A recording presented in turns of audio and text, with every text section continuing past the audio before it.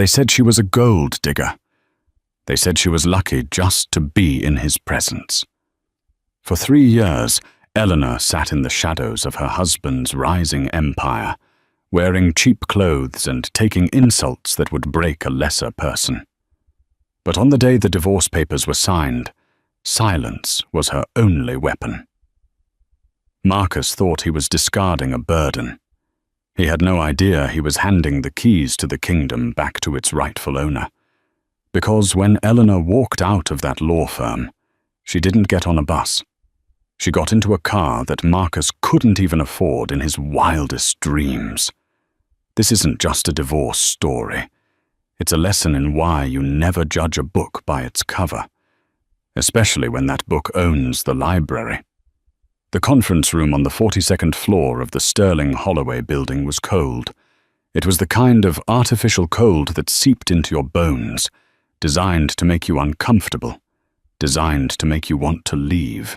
Eleanor sat on one side of the mahogany table, her hands folded in her lap. She was wearing a simple, grey wool cardigan that had seen better days, and her dark hair was pulled back in a severe, practical bun. She looked small against the backdrop of the floor-to-ceiling windows that overlooked the Seattle skyline. Across from her sat Marcus. Marcus, with his tailored Italian suit, his Rolex Submariner glinting under the recessed lighting, and that look on his face, a mixture of pity and triumph. Beside him sat his lawyer, Arthur Higgins, a man who charged $600 an hour to destroy lives. "Let's just get this over with, Ellie," Marcus sighed, checking his watch. "I have a reservation at Le Monde at 7. Jessica gets cranky if I'm late." He didn't even have the decency to hide it anymore. Jessica, the 23-year-old marketing intern he'd hired 6 months ago. The reason Eleanor was currently staring at a document titled Dissolution of Marriage.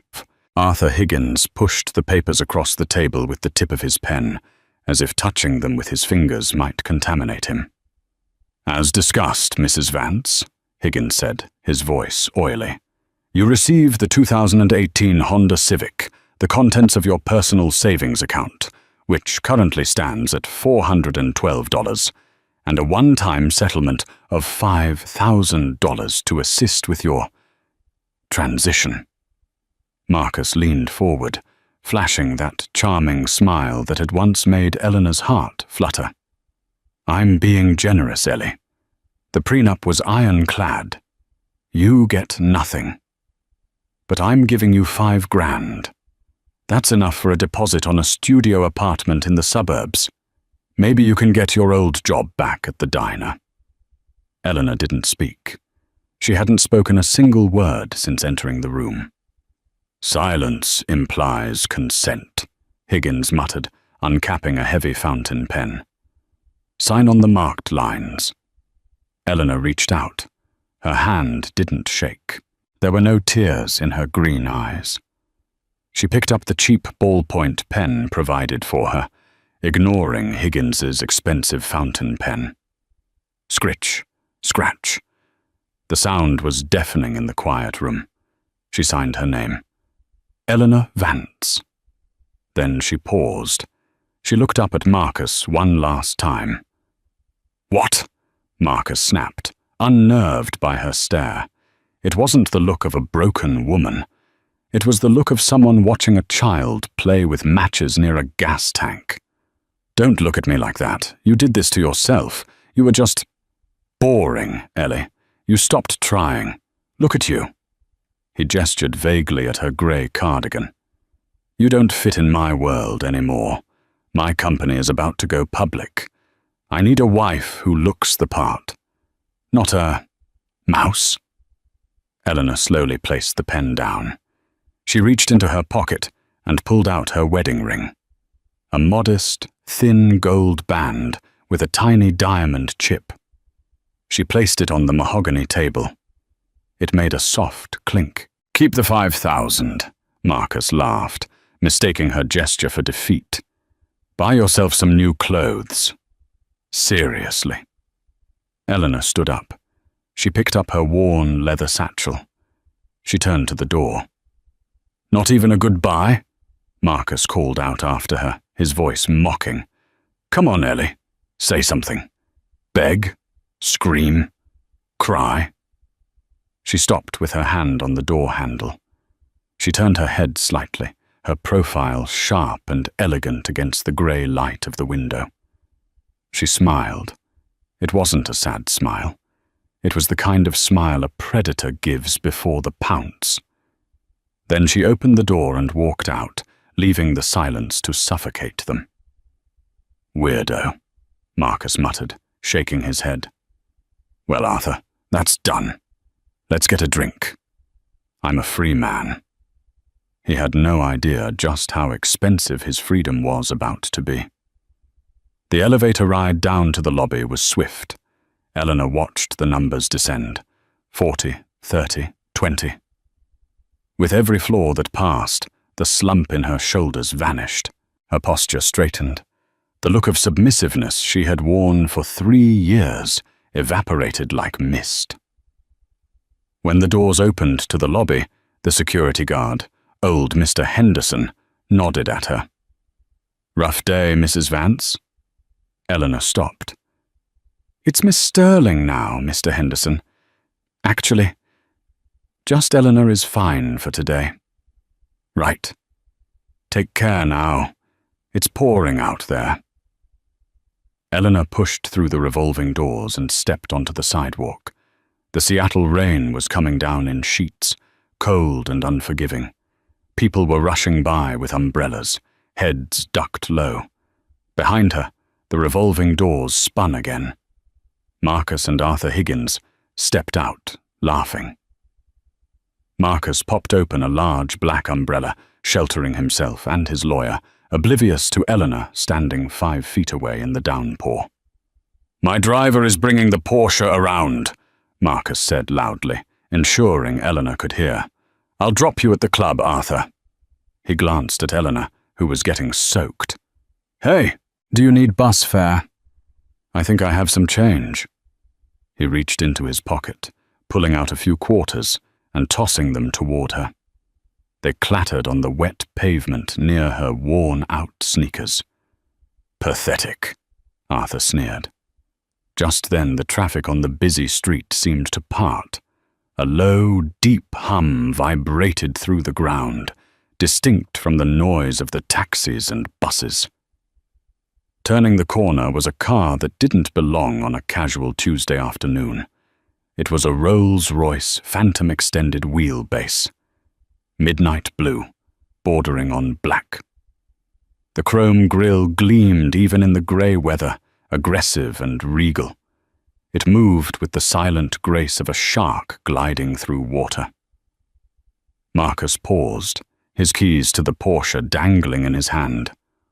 "Whoa," he whistled. "Look at that beast. That's the custom V12 model. $500,000. Easy. Wonder who's in town. Maybe the CEO of Amazon?"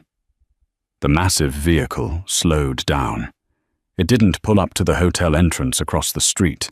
It didn't pull up to the bank. It pulled up directly in front of Eleanor. Marcus laughed. "Looks like you're blocking the VIP's spot, Ellie. Move before security comes out." Eleanor didn't move. The rear door of the Rolls-Royce didn't open immediately. Instead, the driver's door opened. A man stepped out. He was tall, wearing a uniform that cost more than Marcus's entire suit, and holding a large black umbrella with a silver handle. It was Sebastian, the head of security for the Sterling family for over 30 years. Sebastian walked around the car, his movements crisp and professional. He ignored Marcus. He ignored the lawyer. He walked straight to Eleanor. He snapped the umbrella open and held it over her head, shielding her instantly from the rain. Then he bowed. It wasn't a mocking bow. It was a bow of deep, genuine respect. "Good afternoon, madame," Sebastian said, his voice cutting through the noise of the street. Your father sends his regards. He was worried you might be cold. Marcus dropped his umbrella. It tumbled onto the wet sidewalk. What the? Eleanor looked at Sebastian. Thank you, Sebastian. Is everything ready? The jet is fueled and waiting at King County Airport, madam. The board of directors meeting in Zurich is at 8:00 a.m. tomorrow. We have your wardrobe prepared on the plane. Good. Sebastian opened the rear door. The interior was cream leather and walnut wood. The soft glow of ambient lighting spilled out into the rainy street. Eleanor turned to Marcus one last time. He was standing there, mouth agape, rain soaking his expensive Italian suit, the quarters he had thrown at her shining on the ground between them. You, Marcus stammered. Who? What is this? Eleanor looked at the quarters. Then she looked at Marcus. You dropped your change, Marcus, she said, her voice calm, commanding, and utterly devoid of the warmth she used to give him. You're going to need it. She slid into the back seat. Sebastian closed the door with a solid, heavy thud that sounded like a vault locking. As the car pulled away, splashing water onto Marcus's shoes, he saw the license plate for the first time. It didn't have a number. It just had a family crest. A crest he recognized from the business news, from the top of the Forbes list, from the global conglomerate he had been trying to get a contract with for 5 years. The Sterling crest. Sterling? Arthur Higgins whispered, his face draining of color. Marcus, was her maiden name Vance? Marcus stared at the tail lights disappearing into the mist. His hands were shaking. No, he whispered, a sick feeling rising in his stomach. She told me her name was Ellie S. I thought the S stood for Smith. She said she was a barista when we met. You idiot, Arthur hissed, stepping away from him. That wasn't a barista. That was Eleanor Sterling, the sole heiress to the Sterling Global Group, the company I just pitched my entire life's work to, Marcus choked out. The company, Arthur confirmed, that just acquired the bank holding your business loans. Marcus fell to his knees in the rain, the water soaking through his trousers, as the realization hit him like a freight train. He hadn't just divorced his wife. He had just declared war on God. The Gulfstream G650ER climbed through the cloud layer, breaking into the brilliant, blinding gold of the sunset above. Inside the cabin, the silence was absolute, save for the soft clinking of crystal. Eleanor stood in front of the full-length mirror in the private stateroom at the back of the jet. The grey wool cardigan, the costume of Ellie the housewife, lay in a crumpled heap on the floor. She looked at her reflection. The woman staring back was tired. Yes. There were fine lines of stress around her eyes that hadn't been there 3 years ago. But the fire was back. She reached for the garment bag Sebastian had hung for her. She unzipped it, the sound sharp and decisive. Inside was a structured blazer from Alexander McQueen, tailored to within a millimeter of her life, and a pair of trousers that cost more than Marcus's car. She dressed slowly, reclaiming her armor. When she stepped out into the main cabin, the transformation was complete. The mouse was dead. The Empress had returned. Sebastian was waiting for her, standing by a low table set with a bottle of Dom Perignon, the 2008 vintage, her favorite, and a sleek silver laptop. You look like yourself again, madam, Sebastian said, a hint of a smile touching his lips as he poured the champagne. I feel like I've been in a coma for 3 years, Sebastian, Eleanor said, taking the flute. She took a sip, the crisp bubbles washing away the taste of the stale coffee from the lawyer's office. What is the status of the Vance portfolio? Sebastian tapped a key on the laptop, and a graph projected onto the cabin wall screen. "Marcus Vance," Sebastian began, his tone professional. "CEO of Vance Tech. His company is currently leveraged to the hilt. He took out 3 massive loans to fund the development of his new AI software, Vance AI. He put up everything as collateral: his penthouse, his car, his future stock options, and even his parents' vacation home in Aspen." Eleanor walked over to the screen, studying the numbers. "And the lenders?" "The primary lender was Silicon Valley Bridge Bank," Sebastian explained. "However, as of 4:00 p.m. today, approximately 10 minutes after you signed the divorce papers, Sterling Global Group completed a hostile acquisition of their debt portfolio. We now own his debt, Eleanor."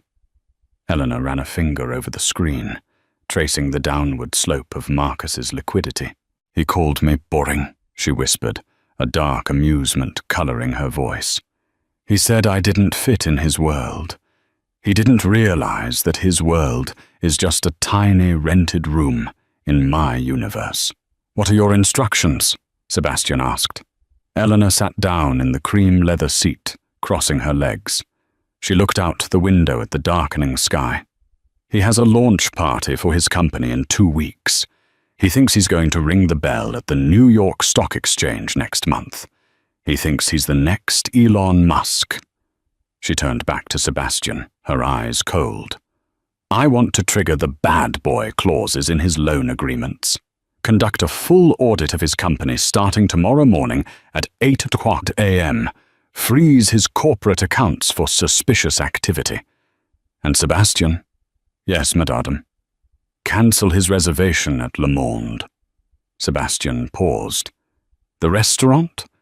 That seems petty, considering we are about to bankrupt him." Eleanor smiled. It was the same dangerous smile she had given Marcus in the office. "He missed our 3rd anniversary dinner to go there with Jessica. He told me he was working late. I want him to know that even the smallest comforts of his life exist only because I allow them to. Cancel it." Sebastian nodded, typing a command into his phone. "Consider it done. And regarding the other woman, Miss Jessica Miller?" "Jessica?"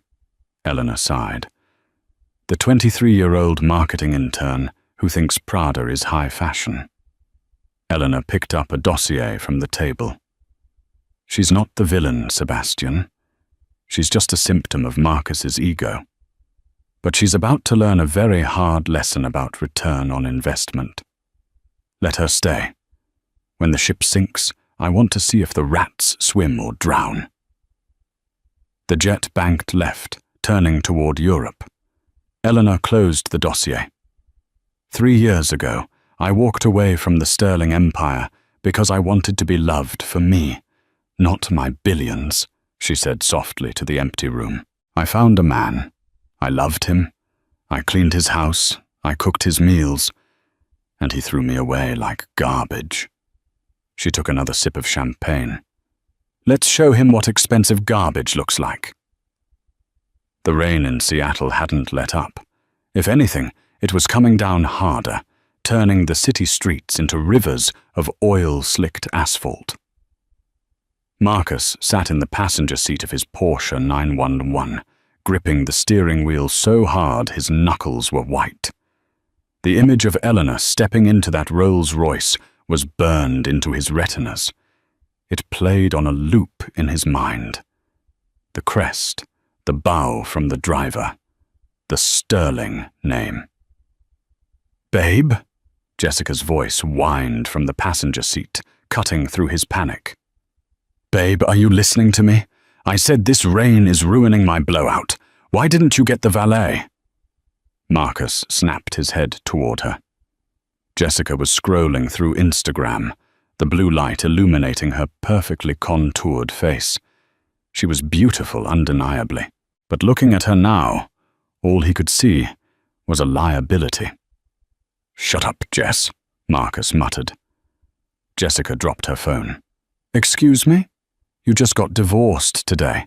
You're supposed to be celebrating. You promised me dinner at Le Monde and then a shopping spree for the launch party." "I said shut up," Marcus roared, slamming his hand on the dashboard. Jessica recoiled, eyes wide. "What is your problem? Did the old hag try to take the PlayStation or something?" Marcus let out a hysterical, dry laugh. "The old hag?" "Jess, the old hag just left in a car worth more than this entire block. My lawyer thinks she's Eleanor Sterling." "Sterling?" Jessica frowned, processing the name. "Like the bank? The hotels? The ones who sponsor Fashion Week?" "Yes," Marcus whispered. "That's Sterling." "Wait." Jessica's eyes lit up, missing the danger entirely. "That means she's rich? Like, super rich? Marcus, that's amazing. You were married to her for 3 years. Alimony. You can sue her for alimony. You can get half her stuff." Marcus stared at her. He realized, with a sinking feeling, that he was dating a moron. "I signed a prenup, Jessica. I signed a waiver. I gave her $5,000 to go away because I thought she was broke. I literally paid the richest woman in the world to leave me alone." His phone buzzed. It was Arthur Higgins. Marcus snatched it up. "Arthur, tell me you found something. Tell me it was a mistake. Maybe she stole the car. Maybe she's the maid for the Sterlings." Arthur's voice on the other end was trembling. "Marcus, shut up and listen. I just ran a background check. A real one. Not the cheap one we did before the marriage. I called a contact at the DOJ." "And?" "Eleanor Vance doesn't exist. Her social security number was an alias created by Sterling Security. Her real name is Eleanor Victoria Sterling. She is the sole heir to the Sterling fortune. Net worth estimated at $42 billion. The phone slipped from Marcus's hand and fell between the seats. 42 billion. He felt bile rise in his throat. He had made her clean the toilets. He had complained about her cooking. He had cheated on her with an intern because Eleanor didn't have ambition. "Babe, you're scaring me," Jessica said, checking her reflection in the sun visor mirror. "Whatever. Let's just go to dinner. I need a martini, a big one." Marcus took a deep breath. He had to think. He was a businessman. He was a shark. He could fix this. He just needed to calm down. "Okay, so she's rich." "So what? We're divorced. It's done. She left. She's probably going to live on a private island somewhere. I still have my company. I still have the IPO next month." He started the car. "You're right. Let's eat. I need a drink." He drove to Le Monde, the most exclusive French restaurant in the city. He tossed the keys to the valet, trying to regain his swagger. He walked in, Jessica clinging to his arm, her heels clicking loudly on the marble floor. The maitre d', a snooty Frenchman named Jean-Luc, who usually greeted Marcus with a warm handshake, was standing behind the podium. He didn't look up. "Reservation for Vance," Marcus said, smoothing his lapel. "Table for 2. The one by the fireplace." Jean-Luc slowly raised his eyes. There was no warmth. There was only a cold, bureaucratic stare. "I am sorry, Monsieur Vance," Jean-Luc said. "We have no reservation under that name." "Check again," Marcus said, annoyed. "I make this reservation every Tuesday. Standing table." "I am aware," Jean-Luc said. "However, the reservation was cancelled 10 minutes ago by the owner of the account." "I am the owner of the account," Marcus shouted. "Actually," Jean-Luc said, looking down at his ledger, "the priority account holder for the black card on file was listed as Mrs. Eleanor Vance. She called personally. She also instructed us to inform you that your tab here is closed." permanently. People in the lobby were starting to stare. Jessica tugged on his arm. "Marcus, this is embarrassing. Fix it." "She can't do that," Marcus sputtered. "I pay the bills." "You paid with a supplementary card attached to her credit rating," Jean-Luc said, delivering the final blow with relish. "It appears, Monsieur Vance, that without her signature, your credit score is insufficient for our establishment. We have a dress code, and we also have a solvency code. Good evening." Jean-Luc signaled to two large security guards. Marcus backed away, his face burning red. He turned and stormed out, Jessica trotting behind him. "Where are we going?" Jessica whined. "I'm hungry." "We're going to the office," Marcus snapped. "I need to check the accounts. Something is wrong. If she cancelled the dinner, she might try to mess with the personal accounts."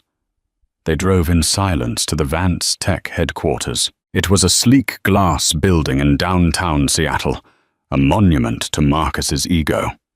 He parked the Porsche in his reserved spot and ran up to the 42nd floor. He burst into his office, waking up his computer.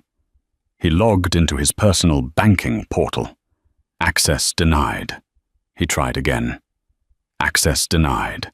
Account frozen by institution. "No, no, no," Marcus whispered. He logged into the corporate account. The operating capital for the launch. The millions of dollars from the loans.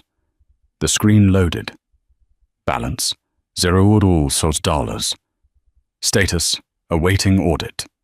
Frozen by creditor, Sterling Global Holdings. Marcus stared at the screen. The blue light reflected in his eyes, which were now wide with terror. "Babe?" Jessica walked in, holding a vending machine sandwich she'd found in the break room. "The elevator isn't working right. The security guard downstairs said our passes are invalid. What's going on?" Marcus didn't answer. He slumped back in his Herman Miller chair. The printer in the corner of the office suddenly whirred to life. It was the only sound in the silent office. Whir. Click. Whir. A single piece of paper slid out into the tray. Marcus walked over to it, his legs feeling like lead. He picked it up. It wasn't a legal document. It wasn't a bank notice.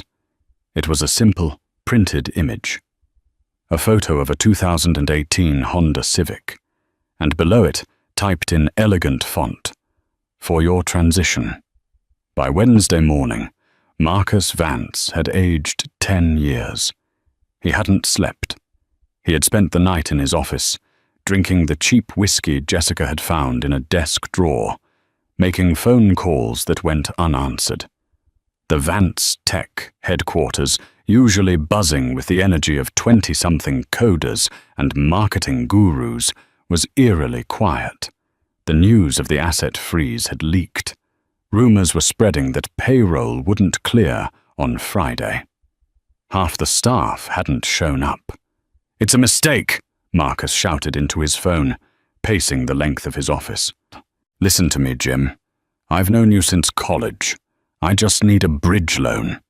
200 grand. I'll pay you back double after the IPO next month." On the other end of the line, Jim Reynolds, a venture capitalist who had once toasted Marcus at his wedding, sounded distant. "Marcus, look, I can't.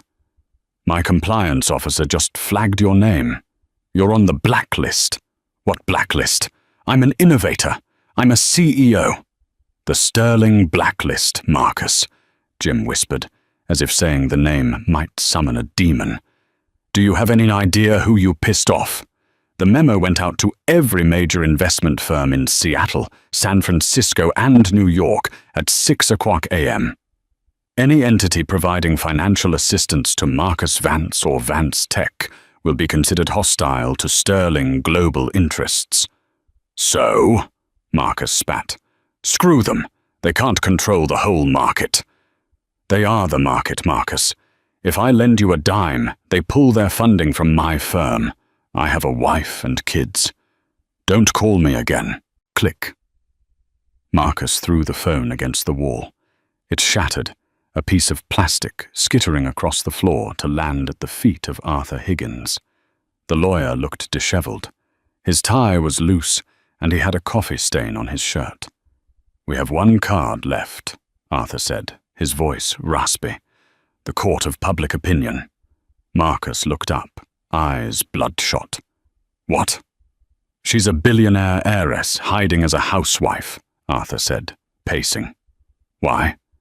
"Because she's weird. Because she's secretive. We spin this. We go to the press.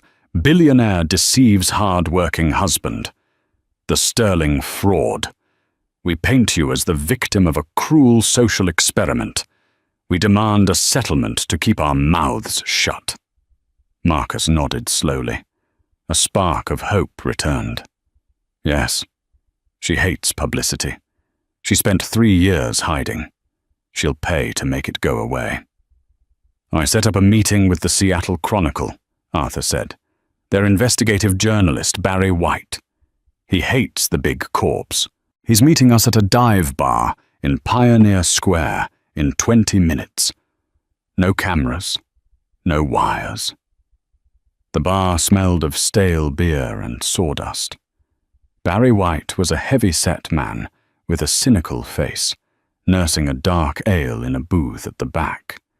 Marcus and Arthur slid in opposite him. Marcus wasted no time. "I have the story of the decade, Barry," Marcus said, leaning in. "Eleanor Sterling, the recluse heiress. She was my wife. She lived a lie for 3 years. I have proof. I have the divorce papers. I have photos of her signing them." Barry looked at Marcus, then at Arthur. He didn't take out a notepad. He didn't turn on a recorder. He just took a sip of his beer. "I know," Barry said. You know?" Marcus blinked. "Then why aren't you running it? This is huge." Barry chuckled, a dry, rattling sound. He reached into his jacket pocket and pulled out a folded newspaper. It was the early evening edition of the Chronicle, hot off the press. He tossed it onto the table. Headline, "The Price of Freedom." "Eleanor Sterling donates $100 million to domestic abuse charities following divorce." Marcus stared at the photo. It was Eleanor, looking radiant in a white power suit, shaking hands with the governor. "She beat you to it, kid," Barry said, tapping the paper. "She didn't hide. She came out swinging. The narrative is already set. She's the brave heiress who tried to live a normal life, only to be exploited by a narcissistic, cheating husband. That's you, by the way." Marcus snatched the paper. The article detailed everything. The affair with Jessica, referred to as a junior staffer. The financial coercion. The prenup. It painted Eleanor as a saint who had finally escaped a toxic marriage. "They have sources," Barry said. "Waitstaff at restaurants you went to. Your old neighbors. They all confirm you treated her like dirt. You're not the victim, Marcus. You're the villain of the week. Twitter is already trending #Team Eleanor." Arthur Higgins put his head in his hands. "It's over. She owns the narrative." "I can't print your sob story," Barry finished, finishing his beer. "Not because I'm scared of her, though I am, but because nobody cares. Everybody loves a comeback queen, and everybody hates a loser who fumbles the bag. Good luck, Marcus. You're gonna need it." Barry stood up and left. Marcus sat in the dark booth, the newspaper staring up at him. The headline seemed to mock him. Donated $100 million. She had given away 20 times his total net worth just to make a point, just to show him that his fortune was her pocket change. "Arthur," Marcus whispered. "What do we do?" Arthur stood up. "You? I don't know. Me, I'm firing you as a client, I need to salvage my career before Sterling Legal files a complaint with the Bar Association. You can't leave me." "I just did," Arthur said, and walked out into the rain. Thursday, 2 days after the divorce. Marcus was alone in the server room of Vance Tech. The humiliation in the press was bad, but he could survive being hated. He couldn't survive being broke. The launch party for Vance AI was scheduled for Saturday. He had liquidated his personal 401k and maxed out 3 credit cards to keep the venue booked. If the product launch was a success, if the tech worked, he could get investors from China or Russia, people who didn't care about the Sterling blacklist. He just needed the code to work. "David!" Marcus yelled, staring at the monitor. "Why is the latency so high? The chatbot is taking 10 seconds to respond. It's supposed to be real time." David Miller, the lead developer, walked in. He looked exhausted. He hadn't been paid in 2 weeks. "I told you, Marcus," David said, rubbing his eyes. "The architecture is unstable. The patch we uploaded on Monday broke the core logic loop." "Then fix it. You're the genius coder." David laughed bitterly. "Me, Marcus, look at the commit logs." David typed a command. A list of code changes scrolled down the screen. "I wrote the front end," David said. "I did the interface. But the core algorithm, the predictive engine that made investors drool, I didn't write that. You didn't write that." "What are you talking about?" David pointed to the user tag on the code commits. The user was listed as admin EV. "EV," David said. "Eleanor Vance. Marcus, every night for the last 2 years, someone logged in between 2:00 a.m. and 5:00 a.m. from your home IP address. They rewrote the garbage code me and the junior devs put together and optimized it. I thought it was you. I thought you were some secret coding savant pulling all-nighters." Marcus froze. The memory hit him like a physical blow. He remembered waking up in the middle of the night, seeing the light on in the study. He would walk in and see Eleanor typing furiously on his laptop. "Just organizing your files, honey," she would say, quickly closing the window. "Go back to bed." He had believed her.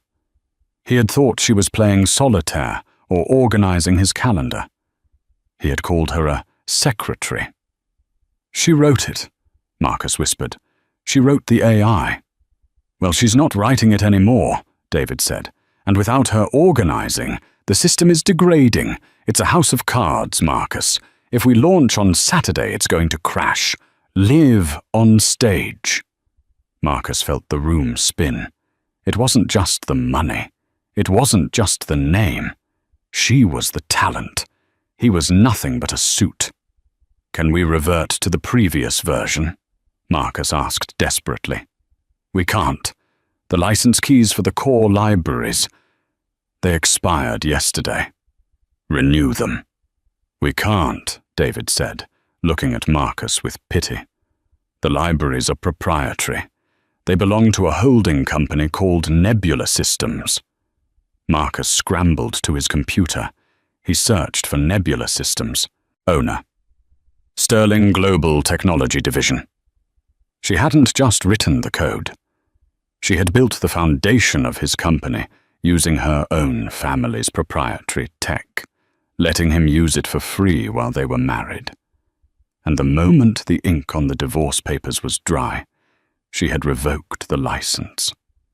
She hadn't just taken the car and the money. She had taken his brain. "She knew," Marcus said, slumping against the server rack. "She knew this would happen. She planned it." His phone buzzed, a text from Jessica. "Jessica. Hey babe, bad news. The caterers for the launch party just cancelled. They said their payment was declined. Also, I think we should see other people. My mum says you're bad for my aura. Don't call me." Marcus dropped the phone. He looked at the server lights blinking in the dark room. He had one option left. The option he swore he would never take. He had to beg. He ran out of the server room, down the stairs, and into the lobby. He jumped into his Porsche, which he now knew he couldn't afford gas for, and sped toward the private airfield. He knew she was back. The news said she had returned from Zurich this morning. She was hosting a reintroduction gala at the Sterling estate tonight. He wasn't invited, but he was going to get in. The drive to Mercer Island usually took 20 minutes from downtown Seattle. Tonight, Marcus made it in 12. The Sterling estate wasn't just a house. It was a fortress of privacy, situated on 10 acres of prime waterfront land. As Marcus rounded the final bend, he saw the glow. Massive floodlights illuminated the iron gates, and a line of limousines, Bentleys, Maybachs, Rolls-Royces, snaked down the driveway, delivering the elite of the Pacific Northwest to the gala. Marcus pulled his Porsche up to the security checkpoint. The car was dirty, coated in mud from his reckless driving, a stark contrast to the gleaming black vehicles around him. He rolled down the window. The rain soaked his sleeve immediately. "I'm here to see Eleanor," Marcus shouted over the engine noise. "I'm Marcus Vance. I'm a close associate." The guard wasn't old, Mr. Henderson from the office building. This was a private contractor, built like a linebacker, wearing an earpiece. He looked at a tablet. "Name isn't on the list, sir. Turn around." "Check again," Marcus screamed, desperation clawing at his throat. "Marcus Vance. I was her husband for 3 years. I need to talk to her. It's a matter of national security regarding her technology." The guard didn't blink. "Sir, I'm going to ask you to reverse the vehicle. You are blocking the entrance for Senator Mitchell." Marcus looked in his rearview mirror. A black SUV with government plates was honking behind him. "I'm not moving!" Marcus slammed the car into park. He opened the door and stepped out into the rain. "Eleanor! Eleanor! I know you can hear me!" He ran towards the gates. Before he could touch the iron bars, 2 shadows materialized from the darkness. Uniformed guards. They grabbed him by the arms, not roughly, but with the immovable force of hydraulic presses. "Let me go! I built that company! She stole my code!" Marcus thrashed, his expensive shoes slipping in the mud. "Mr. Vance!" The voice was calm, cutting through the chaos like a knife. The gates slowly swung open. Not all the way, just enough for a man to step through. Sebastian stood there. He was holding that same black umbrella. He looked at Marcus with an expression that wasn't anger. It was profound disappointment. "You are causing a scene, Marcus," Sebastian said quietly. "Miss Sterling is entertaining guests. The governor is here. The Japanese ambassador is here. Do you really want to be arrested for trespassing in front of them?" "I want to speak to my wife," Marcus panted, water dripping from his nose. "She is not your wife," Sebastian corrected. "She is the CEO of the company that owns your debt, and she has granted you 2 minutes. Come." Sebastian turned and walked up the driveway. Marcus, stunned, shook off the guards and followed. They didn't go to the main house, where the golden light and the sound of a string quartet spilled out onto the lawn. Sebastian led him to a small, glass-walled conservatory near the rose gardens. "Wait here," Sebastian said, and closed the door. Marcus stood in the conservatory, shivering. He was surrounded by exotic orchids and rare ferns. The humidity was high, fogging up the glass. He could see the silhouettes of the party guests in the distance, laughing, drinking, living the life he thought he had earned. Then the door on the far side opened. Eleanor stepped in. She was breathtaking. She wore a floor-length gown of midnight blue silk that shimmered like water. Diamonds, real, heavy, vintage diamonds, glittered at her throat and ears. Her hair was styled in intricate waves, but it was her eyes that stopped him. They were clear, sharp, and utterly unyielding. She didn't offer him a drink. She didn't offer him a towel. She stayed 10 feet away, flanked by 2 silent bodyguards.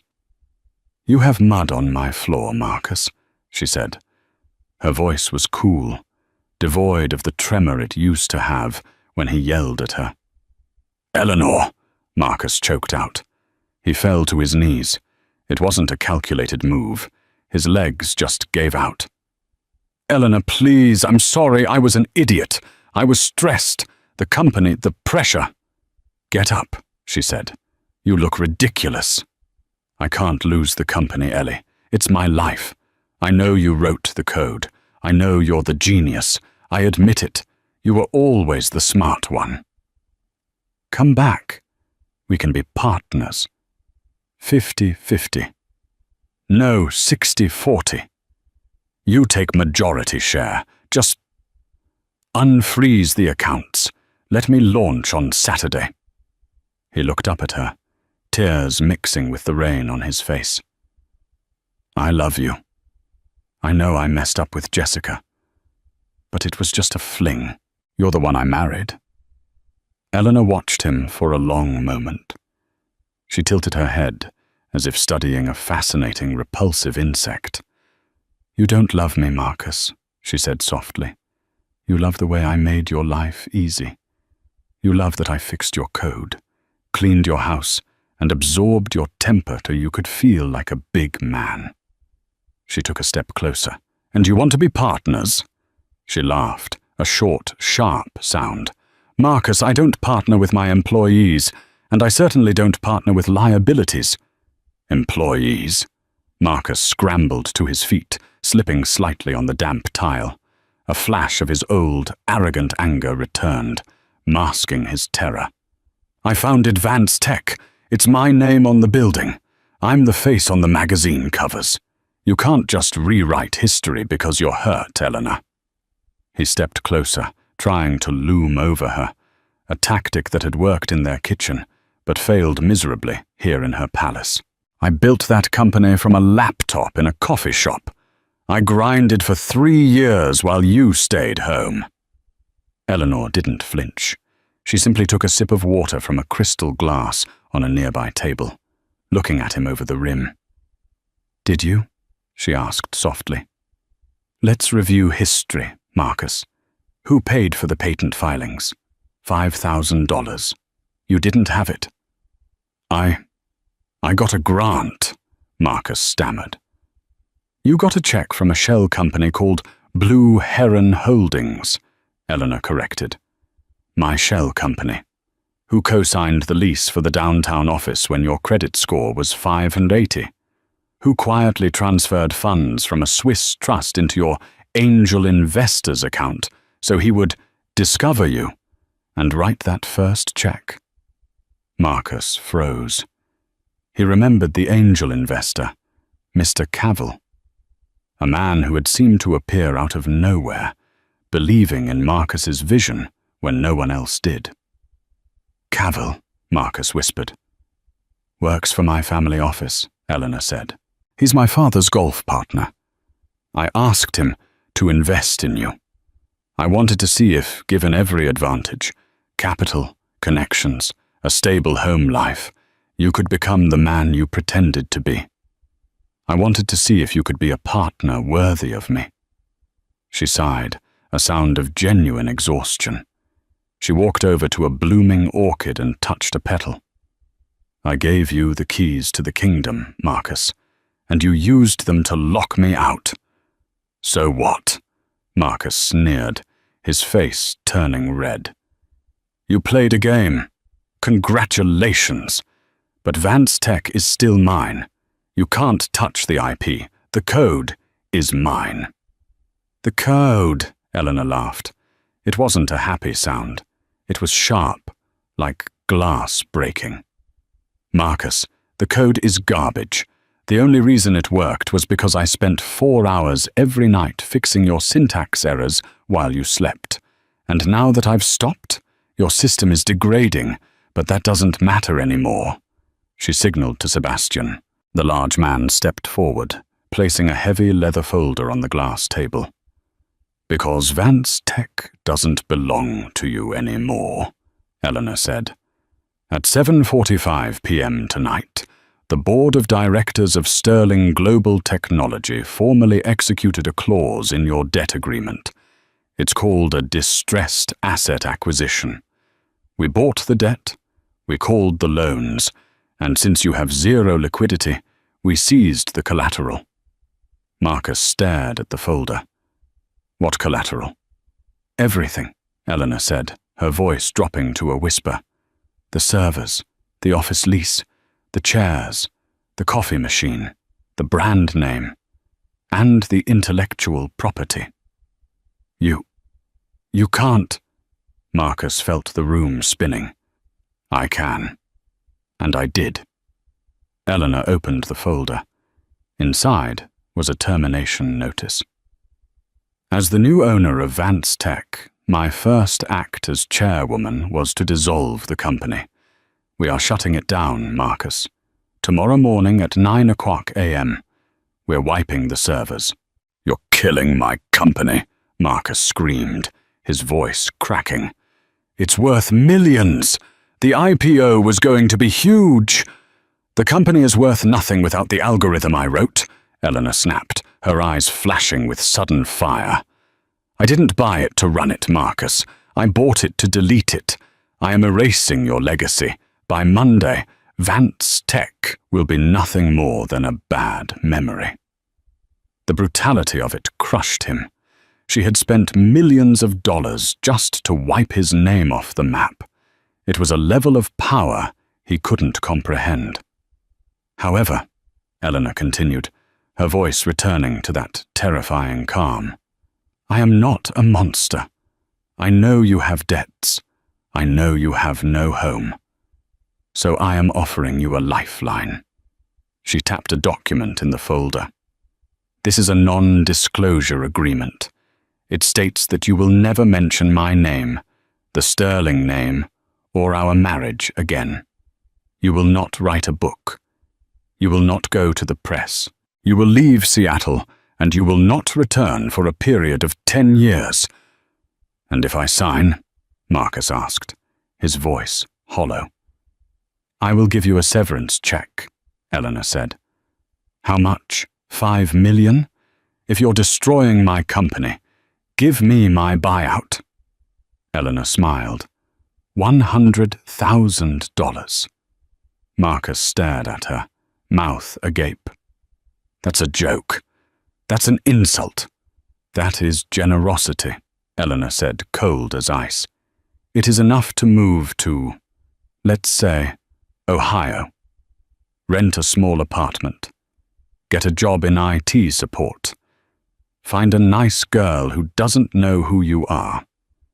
And maybe, just maybe, treat her better than you treated the woman who gave you the world." She dropped a heavy gold fountain pen on the table. It clattered loudly in the silent conservatory. "Sign it, Marcus, or walk out of here with nothing.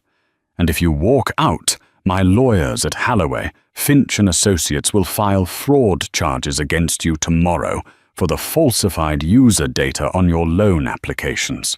You'll go to prison, Marcus. Federal prison." Marcus looked at the pen. He looked at the rain battering the glass walls. He looked at the woman he had underestimated, the woman he had discarded for a 23-year-old intern. He realized now that he had been a child playing house, while she was the architect of the reality he lived in. He was beaten, thoroughly, completely beaten. His hand shook as he picked up the pen. He bent over the table. Scritch, scratch. He signed his name. Marcus Vance. He handed the pen back to her. She didn't take it. She just pointed to the door. "Sebastian has your check," she said, turning her back on him. "Goodbye, Marcus." "Ellie," he tried one last time.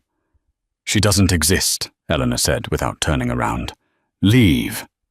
Marcus turned and walked out of the warmth of the conservatory. As soon as he stepped outside, the cold wind hit him.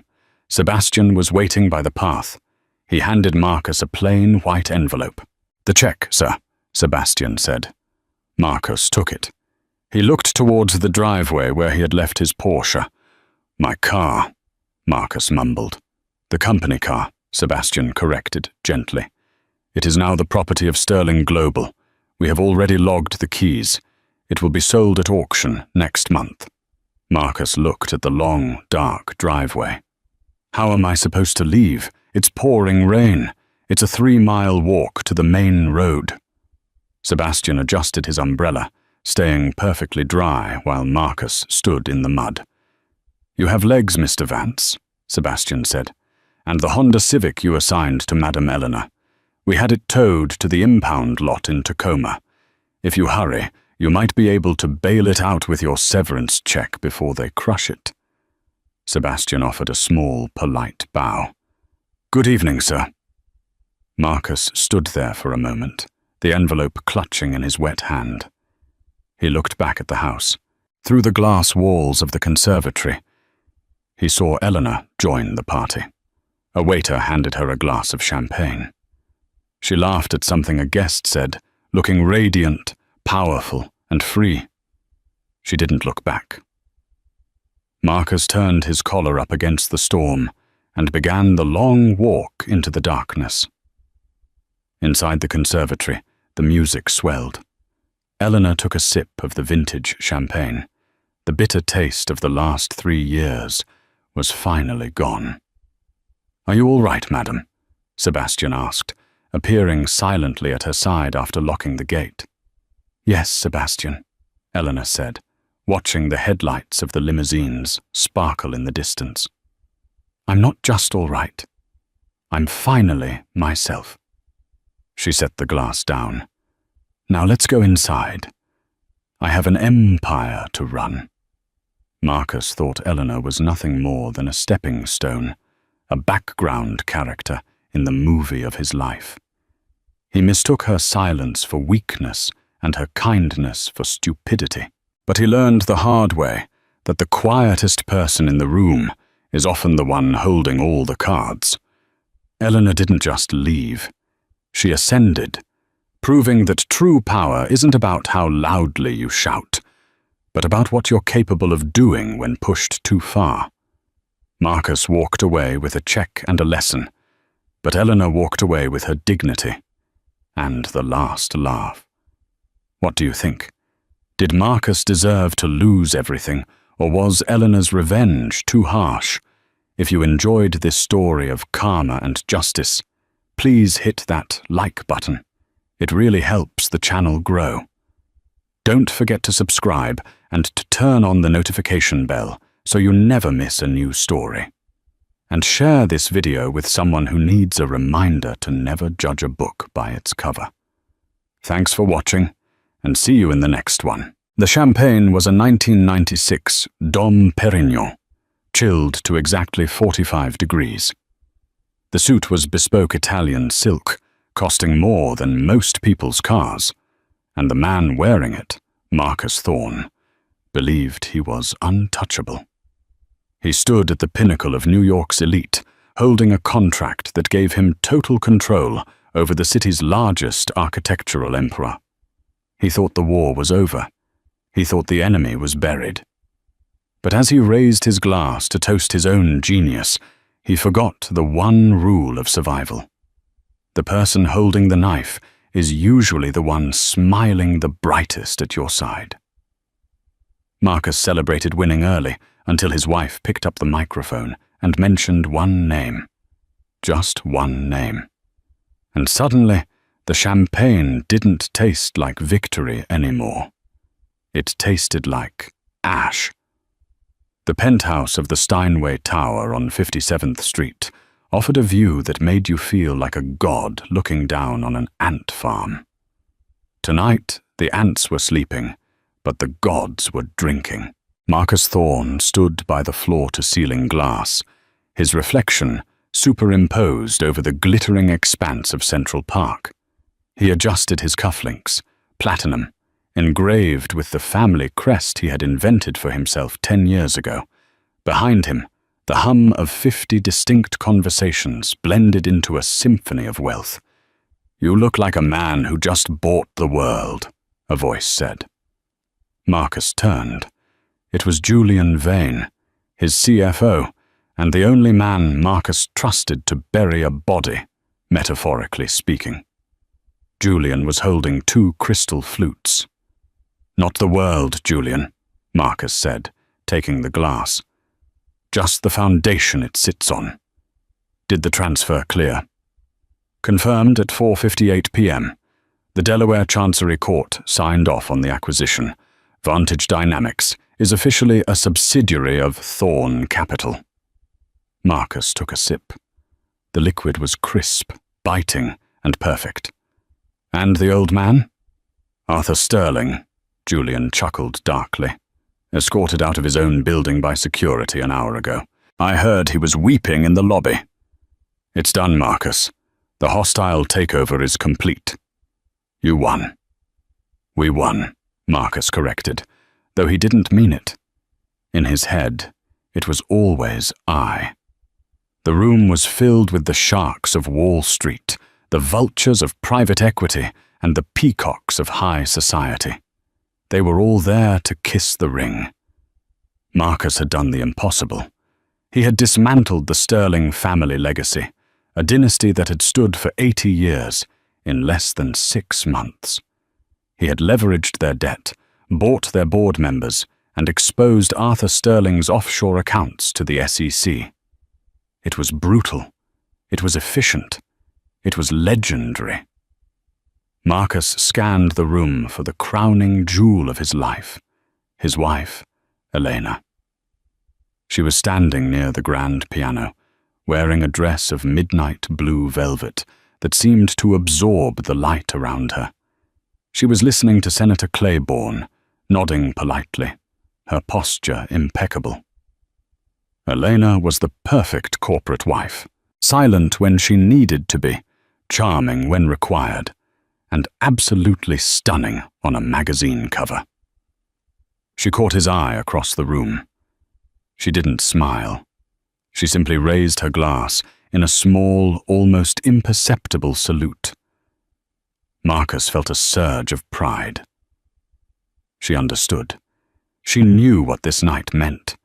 It wasn't just about money. It was about erasing his past. Marcus wasn't born in a penthouse. He was born in a trailer in Ohio, with a father who drank his paycheck and a mother who cried silently while washing dishes.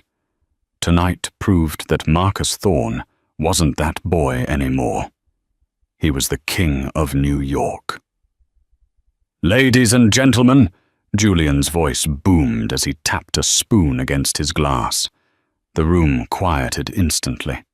The silence was heavy with respect and fear. "If I could have your attention."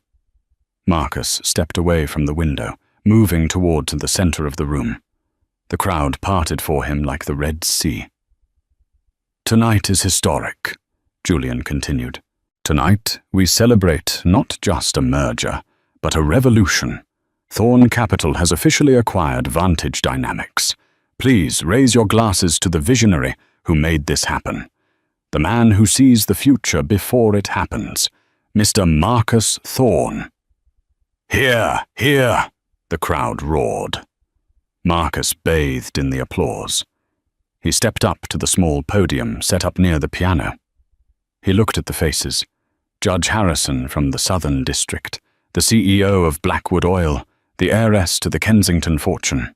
They all belonged to him now. "Thank you," Marcus said, his voice smooth baritone. "They told me you can't fight history.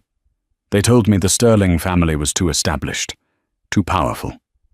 But dinosaurs were established too, and we know what happened to them." Laughter rippled through the room.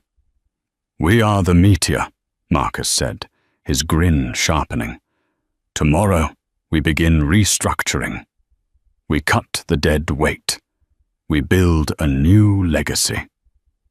And I want to thank my team, my investors, and of course, "Oh," he gestured to Elena. She began to walk toward him. "My beautiful wife, Elena, who has stood by me through every late night and every battle.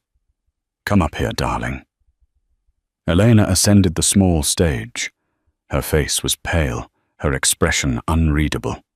She took the microphone from his hand. Her hand was cold. Marcus expected her to say the usual things. "I'm so proud. He worked too hard. This is a dream come true." Elena looked at the crowd. Then she looked at Marcus. Her eyes were different tonight. Usually they were warm, like honey. Tonight they were dark, opaque, like the bottom of a deep well. "Marcus loves to tell stories about winning," Elena said softly into the microphone. Her voice was steady, clearer than crystal. "He loves the story of the self-made man. But every story has a rough draft that gets thrown in the trash. Doesn't it, Marcus?" Marcus frowned slightly, keeping his smile fixed. "Eleanor is a perfectionist," he joked to the crowd. Nobody laughed. "I've been thinking a lot about the past tonight," Elena continued, ignoring his interruption. "About how we got here, about the sacrifices, and specifically about the paperwork." The air in the room shifted. It went from celebratory to confused. Julian Vane took a step forward, sensing something was wrong.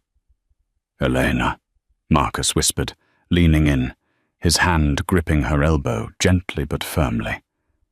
"Wrap it up, honey." She didn't pull away. She just looked at him. And for the first time in their 7-year marriage, Marcus felt a chill run down his spine. It wasn't fear yet. It was the primitive instinct of a predator realizing there is something else in the tall grass.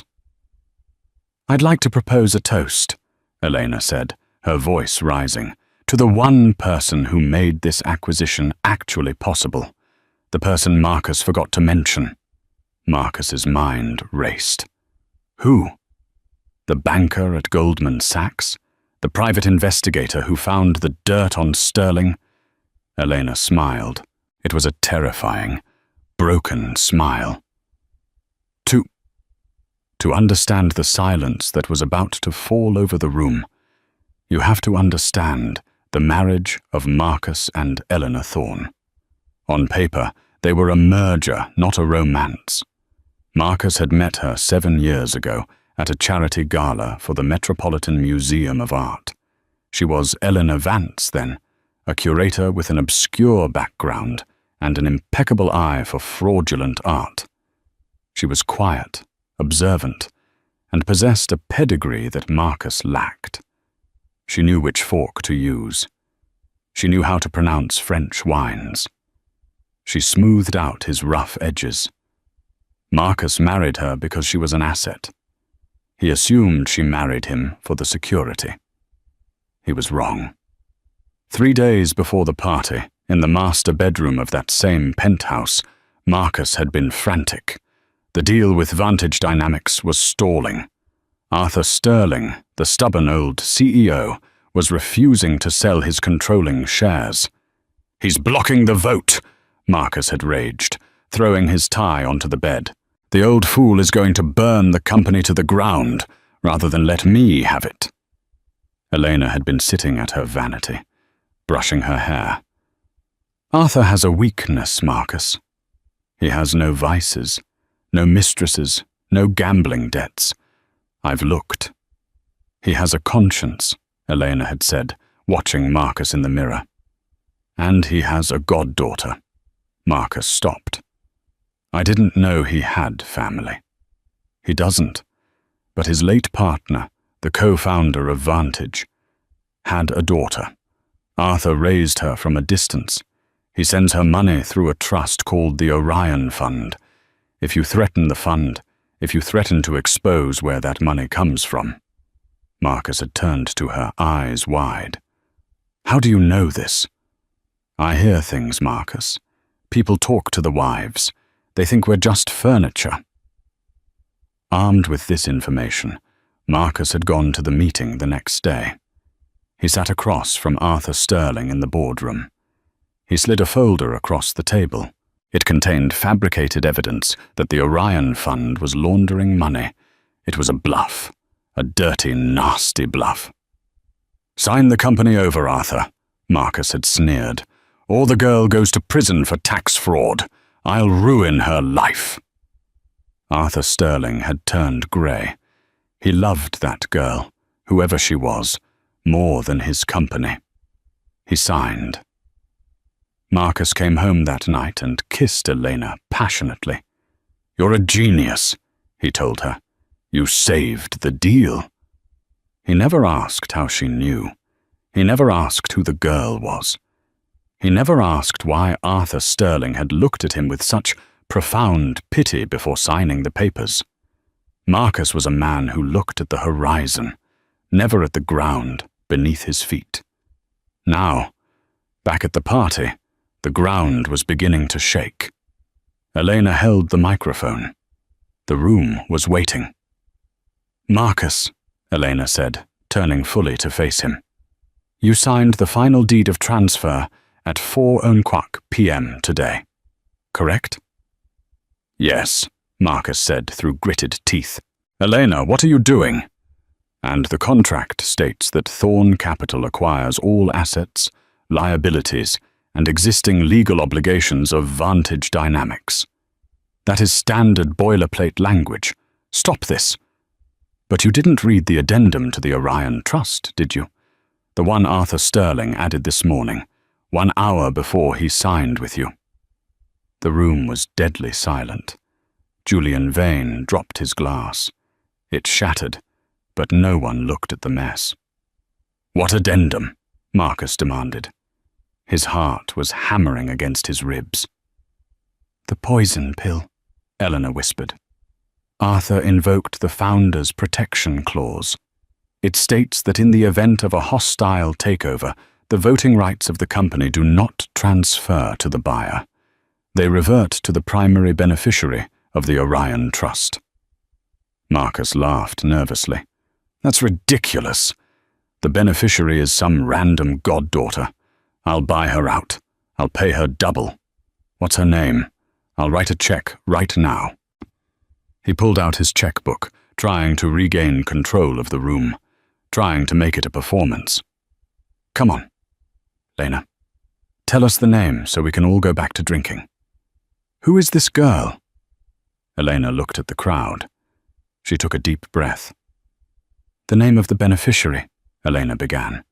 The tension in the room was thick enough to choke on. These were people who understood power, and they smelled blood. They watched Marcus Thorn, the man who had been invincible 5 minutes ago, now sweating under the harsh lights of the chandelier. Marcus looked at Julian. Julian was frantically typing on his phone, his face pale. He looked up at Marcus and shook his head slightly. Something is wrong.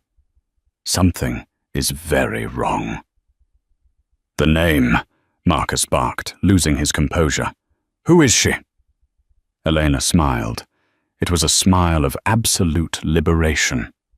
"The beneficiary of the Orion Trust is Silas Vance." The silence that followed wasn't just quiet, it was a vacuum. The air left the room. Marcus blinked. "Vance? Who is Silas Vance? That's a man's name." From the back of the room, near the catering entrance, a man stepped forward. He wasn't wearing a tuxedo. He was wearing a worn grey suit that looked 20 years out of date. He leaned on a cane. He looked frail, perhaps in his late 60s, but his eyes were sharp, burning with a cold intelligence. The crowd parted for him, confused. "Hello, Marcus," the man said. His voice was gravelly, damaged by years of smoke or perhaps silence. Marcus stared. He didn't recognize the man. "Security!" Marcus yelled. "Who let this man in?" "I invited him," Elena said calmly. Who is he? He's my father, Elena said. The room gasped. Marcus froze. Your father? You told me your father was dead. You told me he died in a car crash in 1999. I lied, Elena said. Just like you lied to your investors. Just like you lied to Arthur Sterling. She stepped down from the podium and walked over to the old man, taking his arm. Let me introduce you properly, Elena addressed the room. This is Silas Vance, but 30 years ago, before he changed his name, you might have known him as Silas Sterling. A shockwave went through the older guests. Sterling? The CEO of Blackwood Oil whispered. Arthur's brother? The one who went to prison? The one who was framed, Elena corrected, her voice cutting through the whispers. She turned to Marcus, her eyes blazing. 30 years ago, Vantage Dynamics was run by two brothers, Arthur and Silas, but there was a third partner, a financial advisor who cooked the books, stole millions, and framed my father for it. My father went to prison for 12 years for crimes he didn't commit. Arthur knew the truth but was too cowardly to speak up because the third partner threatened to destroy the company.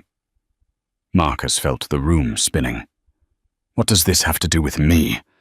I was a child 30 years ago. The third partner, Silas Vance spoke up, his voice shaking with repressed rage. The man who framed me, the man who stole my life, was Robert Thorne. Marcus felt his knees buckle. He grabbed the piano for support. My father, Marcus whispered. My father was a drunk, a nobody. Your father was a criminal genius before the bottle took him, Silas said. He built his initial fortune by stealing mine. He used my money to buy the trailer park you grew up in, to pay for your first semester at business school. Every dollar you started with was stolen from my family. That's a lie, Marcus spat. He left me nothing. He left you the instinct to steal, Elena said. And you did it perfectly. You stole Arthur's company today, but you fell for the trap. What trap? Marcus roared. Elena held up a folder. The Orion Trust holds 51% of the voting shares of Vantage Dynamics. Arthur signed them over to the trust this morning, and the trust documents state that upon the transfer of the company to any entity related to the Thorne family, the beneficiary gains immediate, irrevocable control. She pointed at her father. Silas Vance is now the majority shareholder of Vantage Dynamics, Elena declared. And by extension, because of the cross-collateralization clause you signed to fund this deal, he now owns the controlling interest in Thorne Capital too. Marcus looked at Julian. Julian was white as a sheet. She's right, Marcus. The cross-collateralization. We put up Thorne Capital's assets to secure the loan for the Vantage deal. If the voting rights revert, we are in default. The new owner of Vantage can call the loan immediately. And I am calling it, Silas said. Right now. Marcus stared at them. The walls were closing in. The champagne glass on the table next to him looked like a grenade. You planned this, Marcus whispered, looking at his wife. The whole marriage. 7 years. You planned this? 7 years is a long time, Marcus, Elena said, stepping closer to him so only he could hear. I cooked your meals. I ironed your shirts. I listened to your ego every single night. I waited. I waited for you to get greedy enough to go after Arthur. I knew you couldn't resist. You wanted the crown. She reached out and adjusted his bow tie. Now you have it, she whispered, but the kingdom is gone. For 10 seconds, the penthouse was a tableau of frozen violence. Marcus Thorne stood gripping the grand piano, his knuckles white, his chest heaving against the silk of his shirt. He looked at the hundreds of faces staring back at him. Faces that, just minutes ago, were filled with adoration. Now they held a mixture of pity and predatory amusement. Marcus was not a man who accepted defeat. He was a street fighter in a tailored suit. If the law was against him, he would use force. If force failed, he would use chaos. "Get them out!" Marcus snarled. He pointed a shaking finger at Elena and the old man, Silas. "Security! Bronson! Get these trespassers out of my home immediately!" Bronson, the head of security, a massive former linebacker who had been on Marcus's payroll for 5 years, stepped out of the shadows. He was wearing an earpiece and a grim expression. He walked toward the stage. Marcus exhaled, his confidence flickering back. "Drag them out, and take their phones. I want them arrested for corporate espionage." Bronson stopped. He wasn't looking at Elena. He was looking at his phone. He tapped the screen, read a message, and then looked up at Marcus. "I can't do that, Mr. Thorne," Bronson said, his voice deep and flat. "What did you say to me?" Marcus shouted, stepping off the stage, his face flushing red. "I pay you $200,000 a year to do what I say. Throw this old man out." "Actually," Bronson said, "you paid me. Past tense. But as of the timestamp on this transfer," he held up the phone, "my contract is with Vantage Dynamics Security Corps, and since the ownership change just authenticated on the server, I answer to the majority shareholder." Bronson turned to Silas Vance. The old man leaned on his cane, looking frail but immovable. "Mr. Vance," Bronson said respectfully, "do you want these guests removed?" Silas looked around the room. He looked at the champagne fountains, the caviar stations, the excessive display of wealth built on his stolen inheritance. "No," Silas said. "Let them stay. I want witnesses." Marcus felt the floor tilting. He looked at Julian Vane, his CFO. "Julian, call the lawyers. Call the emergency line at Skadden Arps. Get an injunction. Stop the transfer." Julian was backing away. He was frantically deleting emails on his phone. He looked up, his eyes wide with panic. "It's too late, Marcus," Julian hissed. "The cross-collateralization. I told you it was risky. The default trigger is automatic. The bank's algorithms have already frozen the operating accounts. My credit card just got declined for the Uber I tried to order." "You coward!" Marcus lunged at Julian, grabbing him by the lapels of his tuxedo. "Fix it! You built this structure!" "Get off me!" Julian shrieked, shoving Marcus back. Marcus stumbled, his foot catching on the edge of a rug. He fell backward, crashing into a waiter carrying a tray of crystal flutes. The sound was deafening, shattering glass, the clatter of metal, and the gasp of the crowd. Marcus Thorne, the King of New York, was lying on the floor in a puddle of cheap soda water and broken glass. Champagne dripped from his hair. A camera flash went off, then another, then a dozen. Marcus looked up. The guests, the sharks, the heiresses, the politicians had their phones out. They were recording. They weren't his friends. They were an audience, and this was the best show in town. He scrambled to his feet, slipping on the wet floor, humiliated. He wiped his face. He looked at Elena. She hadn't moved. She was watching him with that same terrifying, blank expression. "Is this what you wanted?" Marcus screamed at her, his voice cracking. "To humiliate me? You think this changes anything? I still have the offshore accounts. I still have the Cayman holdings. I will bury you in litigation for 20 years. You'll be dead before you see a dime, old man." Elena shook her head slowly. "You don't get it, Marcus. This isn't just about the company. You think I spent 7 years just waiting to bankrupt you?" She reached into her small clutch purse. She didn't pull out a compact or a lipstick. She pulled out a silver badge. Marcus stared at it. It wasn't a police badge. It was something heavier. "I'm not just a curator, Marcus," she said softly. "I haven't been an active curator since 2018. She flipped the badge open. Elena Vance, Special Agent, IRS. Criminal Investigation Division. The room went so quiet, you could hear the wind howling outside the skyscraper. "The money your father stole from mine?" Elena said. "He didn't just steal it. He laundered it through a shell company in Panama. A shell company that you reactivated 3 years ago to hide the bribes you paid to the zoning commission." Marcus stopped breathing. "The takeover of Vantage Dynamics wasn't the trap, Marcus," Elena said, stepping closer, her heels crunching on the broken glass. "The takeover was the bait. We needed you to move the funds.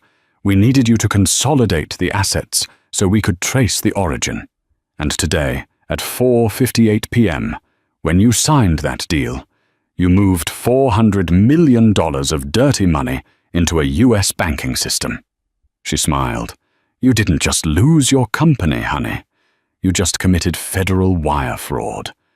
And you did it in front of the entire Southern District of New York." The doors to the penthouse burst open. But it wasn't catering. 6 men and women in windbreakers, emblazoned with FBI and IRS CI, stormed into the room. They moved with the precision of a SWAT team, but with the quiet lethality of forensic accountants.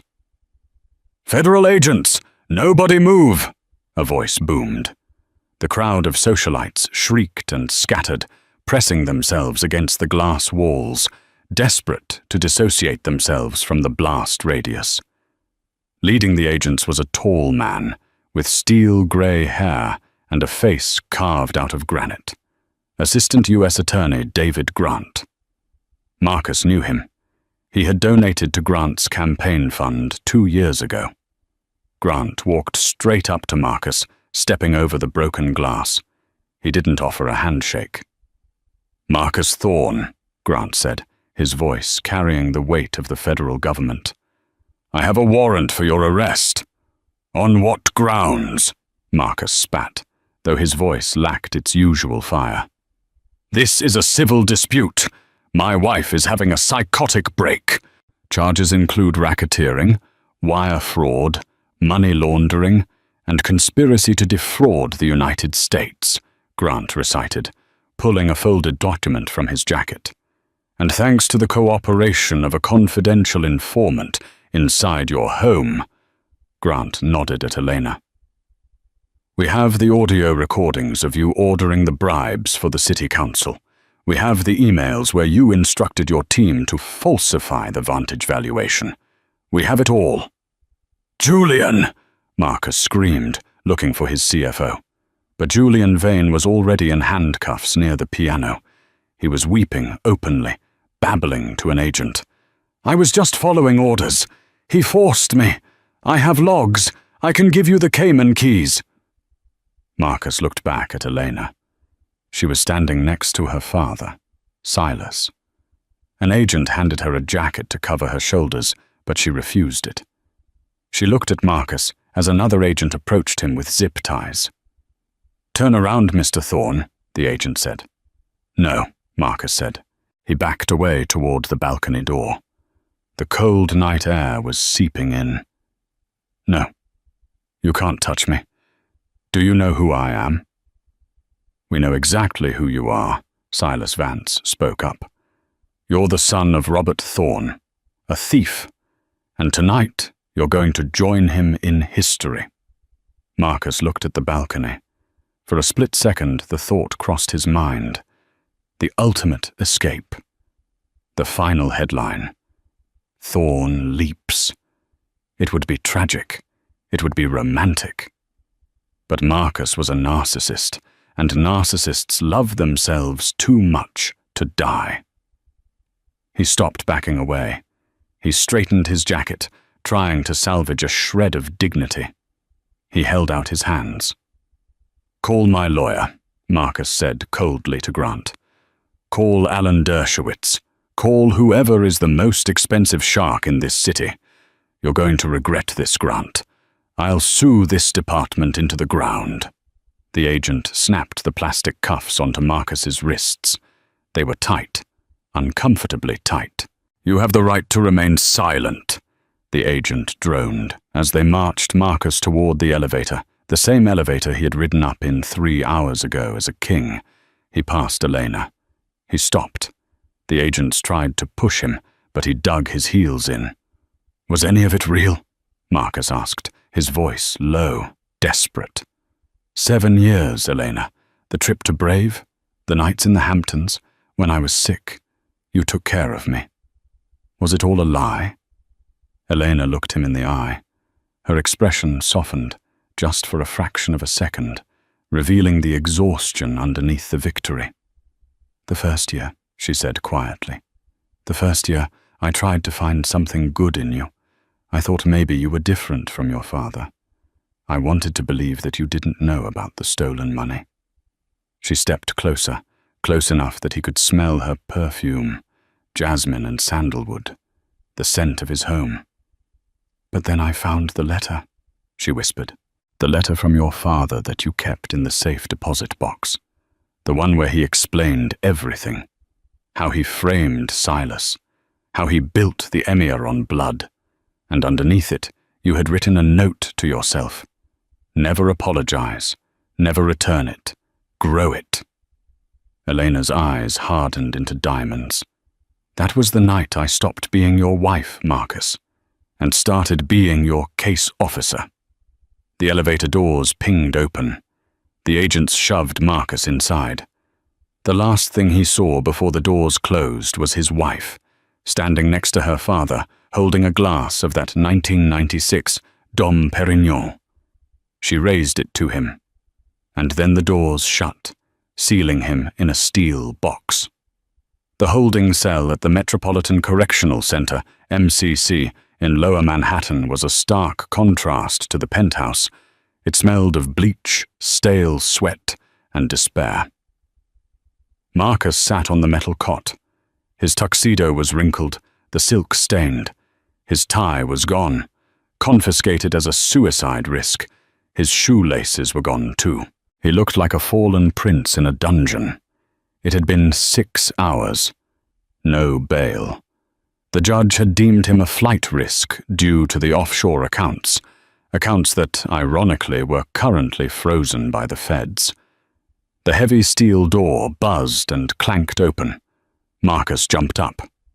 "My lawyer, is Alan here?" It wasn't a lawyer. It was a guard. "Visitor," the guard grunted. 5 minutes. No contact." Marcus walked into the visitation room. He sat behind the thick plexiglass. He expected Julian, maybe trying to cut a deal, or perhaps a high-powered attorney. But it was Elena. She had changed clothes. She was wearing jeans and a simple white blouse. She looked younger. She looked lighter. Marcus grabbed the phone on the wall. "You came to gloat?" he sneered into the receiver. "Or did you come to realize you made a mistake? You know they can't hold me. The evidence is circumstantial." Elena picked up her phone. She looked tired. "The evidence is overwhelming, Marcus." Julian flipped. He gave them the server passwords.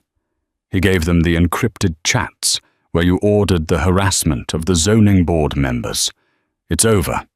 You're looking at 20 years. Minimum." Marcus slammed his fist against the glass. "I'll get out. I always win. I'll buy the jury." "With what?" Eleanor asked calmly. "I have money hidden where you'll never find it." "The crypto wallets?" Elena asked. "The ones on the hard drive you hid inside the sculpture in the foyer?" Marcus froze. "We found those an hour ago," Elena said. "Silas remembered that you always liked that sculpture because it looked like a fortress. He smashed it with his cane. It was quite therapeutic for him." Marcus slumped in his chair, the fight drained out of him. The money was gone. The power was gone. "Why are you here, Elena?" he whispered. "If you hate me so much, why come?" "I brought you something," she said. She held up a piece of paper against the glass. It was a photocopy of an old photograph. Marcus squinted. It was a picture of two men standing in front of a small hardware store.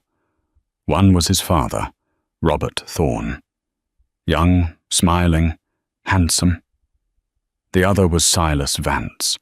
They had their arms around each other. They looked like brothers. "They were best friends, Marcus," Elena said softly. "Before the greed, before the betrayal.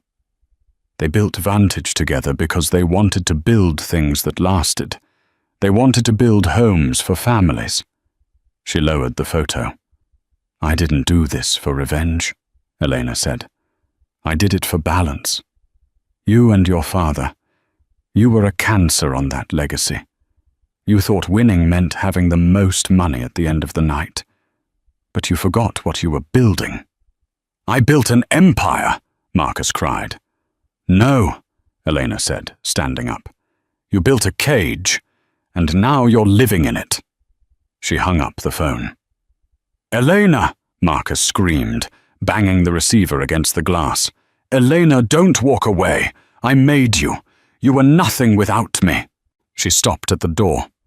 She didn't turn around. She just paused, her hand on the heavy metal handle. "I was never nothing, Marcus," she said to the empty room, not even using the phone, so he could only read her lips. "I was the person watching you when you thought no one was looking." She walked out. Marcus sat alone in the fluorescent hum of the prison. He looked at the photocopy she had left taped to the glass from the other side. His father's smile mocked him. He was truly alone. But the story wasn't quite over. Because in the world of the high-stakes elite, when a king falls, the wolves don't just eat the body. They come for the scraps. And Marcus Thorne had one secret left. One secret that even Elena didn't know. A secret that lived not in a bank account, but in the mind of a woman named Isabella. 6 months had passed since the night of the long knives at the Steinway Tower. The scandal had been the feast of the decade for the New York press. Marcus Thorne, the untouchable golden boy, was now inmate number 74321 at the MCC, awaiting a trial that everyone knew was just a formality. The evidence Elena and her team had compiled was mountainous. It wasn't a question of if he would be convicted, but of how many lifetimes he would spend behind bars. Elena sat in a small, cramped office at the IRS field office in Lower Manhattan. Her corner office at the penthouse, with its view of Central Park, felt like a fever dream from another life. She preferred this. The fluorescent lights, the smell of stale coffee, the endless stacks of paper. This was reality. She was tired.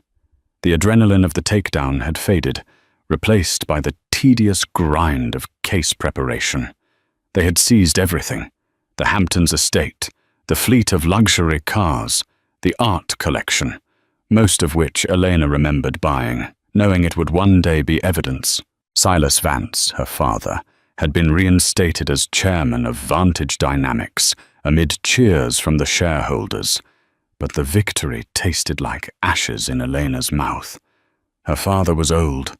The years of wrongful imprisonment had taken a toll that restored wealth couldn't fix. Elena was going through the final layers of Marcus's personal spending, the pocket change accounts that were too small for major laundering, but necessary for daily life. It was drudgery, until she found it. It was a recurring payment of $145,050 on the third Thursday of every month for the past 5 years. It went to a business called Bella's Botanicals, located in Flushing, Queens. It made no sense. Marcus hated flowers. He considered them a waste of money because they died. He only bought them for Elena when they were hosting an event where appearance mattered, and even then his assistant ordered massive, soulless arrangements from a high-end Madison Avenue florist. Why was the master of the universe spending pocket change at a tiny shop in Queens every month? It was a loose thread. Elena, the consummate case officer, couldn't ignore a loose thread. The next afternoon, she took the 7 train out to Queens. It felt strange to be on the subway, surrounded by regular people living lives untouched by high finance and corporate warfare. She got off at Main Street and walked a few blocks until the neighborhood became residential, rows of modest brick houses with small, well-tended gardens. Bella's Botanicals was tucked between a bakery and a laundromat. It was small, bursting with color, the smell of soil and damp petals spilling onto the sidewalk. Elena pushed the door open. A bell jingled. The shop was empty of customers. A woman was behind the counter, trimming thorns off roses. She looked up and smiled. The woman was perhaps 40 years old. She wasn't stunning in the way the women at Marcus's parties were. She wore no makeup. Her hair was tied back in a practical messy bun, and she wore a soil-stained apron over jeans. But she had a warmth to her face, a natural, unguarded kindness in her eyes that was startling. "Hi there," the woman said. "Can I help you find something? We just got some beautiful hydrangeas in." Elena walked to the counter, pulling out her badge. "I'm Special Agent Elena Vance. Are you the owner? Isabella?" The woman's smile faltered, replaced by a look of confusion, not fear. "Yes, I'm Isabella. Is something wrong? Did I mess up my taxes?" "I'm not here about your taxes," Elena said, studying her face. "I'm here about a customer of yours, Marcus Thorne." Isabella dropped the rose she was holding. The color drained from her face. She didn't look like a co-conspirator caught in a lie. She looked devastated. "Mark?" she whispered. "You mean the news? The man on TV? They said he stole millions. I didn't believe it was the same person until I saw his picture." "You knew him as Mark?" Elena asked, her stomach tightening. "Yes, for about 5 years." Isabella wiped her hands on her apron, her movements shaky. "He used to come in here once a month. He'd buy the same thing. A small bouquet of yellow tulips, 104.45 cents, with the delivery fee to a nursing home upstate." "Who were the flowers for?" Elena asked. "His mother," Isabella said. Elena froze. "His mother died when he was 16. Isabella shook her head slowly. No, she didn't. She has severe dementia. She's been in a memory care facility near Poughkeepsie for 10 years. Marcus, he told me he pays for her care in cash so nobody knows she's alive. He said he was ashamed that he couldn't fix her." Elena felt the ground shift beneath her feet again. Marcus had lied about the foundational trauma of his life. His mother wasn't a tragic victim of poverty who died young. She was a living financial liability he kept hidden. "But he didn't just buy flowers," Isabella continued, her voice trembling. "He would stay, sometimes for hours. He'd sit on that stool right there and just talk. Not about business. He never mentioned money. He talked about books he read as a kid. He talked about how tired he was of pretending to be strong all the time." Isabella looked at Elena, her eyes filling with tears. "He was kind here, Agent Vance. He was quiet and sad and kind. Sometimes he'd help me water the plants in the back. He said the smell of the dirt reminded him of being a boy, before everything got complicated." Elena stared at this woman, this simple, kind gardener in Queens. Marcus hadn't been having a torrid affair. He hadn't been buying her diamonds. He had been coming here to play act at being a decent human being. He had been coming here to escape the monster he had created in Manhattan, and that hurt Elena more than any infidelity could have. "Did you love him?" Elena asked, her voice barely a whisper. Isabella looked down at her hands. "He never touched me. Not once, it wasn't like that. But yes, I loved the man who sat on that stool. I don't know the man on the news, but I know Mark hated himself." Elena walked out of the flower shop without another word. The sun seemed too bright outside. She had spent 7 years married to a performance. She thought the performance was all there was to Marcus Thorne. She thought he was pure ego and greed. Finding out that there was a sliver of humanity left in him, a sliver he shared with this stranger in Queens over cheap yellow tulips, a sliver he had starved and hidden away while building an empire on her father's grave, was the final agonizing twist of the knife. He was capable of being Mark. He just chose to be Marcus Thorne instead. The trial was a circus, lasting 3 weeks. The prosecution was flawless, Assistant U.S. Attorney David Grant, with Elena sitting second chair, laid out the case like a gruesome autopsy.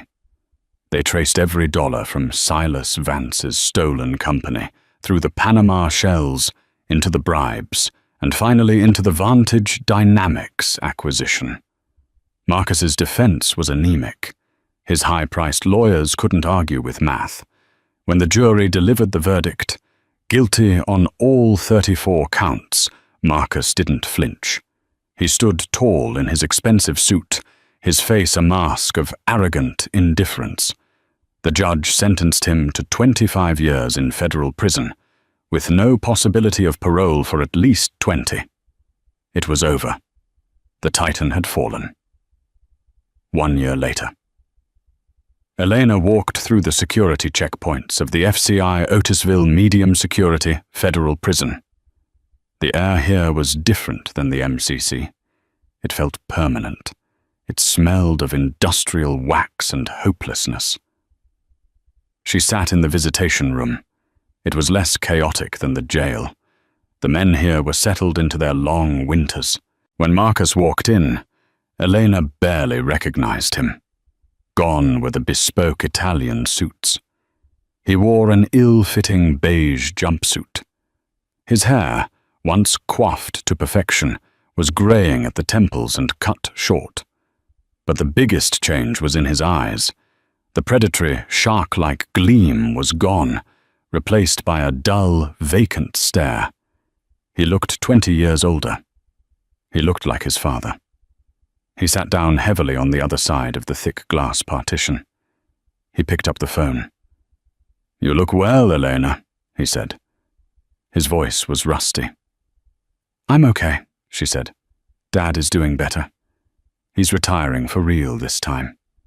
He's turning Vantage into a foundation for inner-city housing." Marcus let out a dry chuckle. "Always the saint, old Silas. Glad I could fund his philanthropy." "You didn't fund it, Marcus. You just held on to it for a while." Silence stretched between them. The ambient noise of the prison, guards shouting, doors clanging, filled the void. "Why did you come?" Marcus asked finally. "You won. The victory lap was a year ago." "I came because I needed to close the last file," Elena said. She leaned closer to the glass. "I went to Queens, Marcus." Marcus went still, his eyes focused on hers, sudden panic flaring behind the dullness. "I went to Bella's Botanicals." Marcus gripped the phone receiver so tight his knuckles turned white. For the first time since the night of the party, his composure cracked completely. His mask disintegrated. "Eleanor, don't!" he begged, his voice hoarse. "Please, don't touch that." "You lied about your mother," Eleanor said calmly. You kept her alive in Poughkeepsie, and you went to Isabella to play pretend, to pretend you weren't the man who destroyed my family." "She has nothing to do with this," Marcus hissed, pressing his forehead against the glass. "She doesn't know anything. She's innocent." "I know," Elena said. "That's why you liked her. She was the only clean thing in your life. The only place where you weren't Marcus Thorne, the corporate raider. You were just Mark, the sad boy who liked the smell of dirt." Tears welled up in Marcus's eyes and spilled over, running down his unshaven cheeks. It was shocking to see. The man who had sneered at Arthur Sterling when he cried was now weeping openly in a room full of convicts. "Did you tell her?" Marcus whispered, terrified. "Did you tell her who I really am?" Elena shook her head. "No, I didn't have to. She saw the news, but she didn't believe it. She still thinks Mark was the real you." Marcus closed his eyes, a sob escaping his throat. "Please tell me you didn't hurt her. Please tell me you left her alone." "I left her alone," Elena said. "She's not part of the case. The payments were too small to matter." Marcus let out a shuddering breath of relief. He slumped against the partition, defeated not by the law, but by the exposure of his one secret vulnerability. "Why didn't you use it against me at the trial?" he asked. "It would have proved what a sociopath I am, living a double life." "Because it was the only thing that proved you weren't entirely a sociopath," Elena said. She stood up. The visit was over. "That's your real punishment, Marcus," Elena said, looking down at the broken man on the other side of the glass. "It's not the prison. It's not the loss of the money. It's knowing that you were capable of being the man Isabella loved. You could have been Mark. You could have had a simple, decent life. But you chose the penthouse instead. You chose to be my enemy instead of her friend." Marcus looked up at her, his eyes hollow. "And now," Elena said, turning toward the exit, "you have nothing, and you have to live with Mark in that cell for the next 25 years, knowing you killed him for money." She walked out of the prison into the crisp autumn air of upstate New York. She took a deep breath. The air didn't taste like victory. It didn't taste like revenge. It just tasted clean. It was finally over. Inside, Marcus Thorne put the phone back on the receiver. He looked around at the cinder block walls of his cage. He closed his eyes and tried to remember the smell of potting soil and yellow tulips, but all he could smell was bleach and regret. The silence in the room was deafening. What an incredible, twisting journey. Marcus Thorne thought he was playing a game of chess where money was the only object. He thought he could build a skyscraper on a foundation of lies, and that his wealth would insulate him from gravity. But he forgot that the most dangerous variables in life aren't numbers on a spreadsheet. They are the people we underestimate. He underestimated Arthur Sterling's love for his brother. He underestimated Silas Vance's resilience. And most fatally, he underestimated his own wife, Eleanor, seeing her only as an accessory when she was actually the architect of his downfall. Marcus's story is a brutal reminder that you can win every battle in the boardroom. You can buy every luxury the world has to offer. But if your legacy is built on destroying others, the check will eventually come due. And sometimes the person holding that bill is the one standing right next to you when you raise your glass to celebrate too early. Whatever you do, don't build your castle on someone else's grave.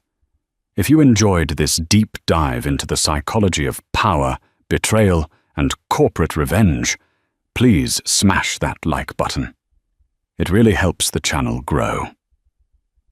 Share this video with someone who loves a good twist ending.